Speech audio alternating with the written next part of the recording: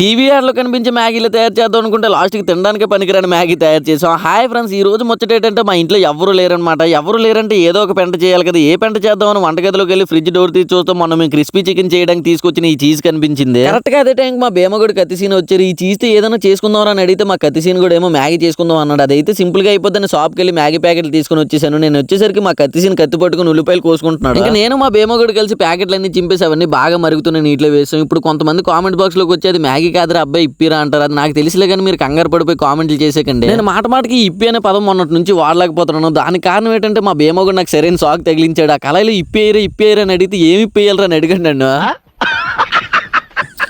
ఆ తర్వాత నుంచి నాకు ఇప్పి అనాలంటేనే ఏదోలా అనిపిస్తూ ఉన్నది. అందుకని మీరు మ్యాగీ అనే పదంతోనే అడ్జస్ట్ అయిపోండి. ఈ లోపు మన టేస్టీ చీజ్ మ్యాగీ అయితే రెడీ అయిపోయింది. టేస్ట్ ఎలా ఉన్నదంటే బాగున్నది, నిజంగానే బాగున్నది. అది మొత్తం మెక్కేసిన తర్వాత మేము పెంట చేసిన సామాన్లన్నీ నీట్గా కడిగేసాం. లేకపోతే మా అమ్మ వచ్చేసరికి ఆ వల్లనే ఉన్నాయంటే నాకు బ్యాండ్ అయిపోతుంది. సరే మరి నెక్స్ట్ ఏ ఐటమ్ ట్రై చేస్తే బాగుంటుందో కింద కామెంట్ చేసేయండి. వెళ్ళే ముందు మన అకౌంట్ ఫాలో అండ్ సబ్స్క్రైబ్ చేసుకోవడం మాత్రం మర్చిపోకండి.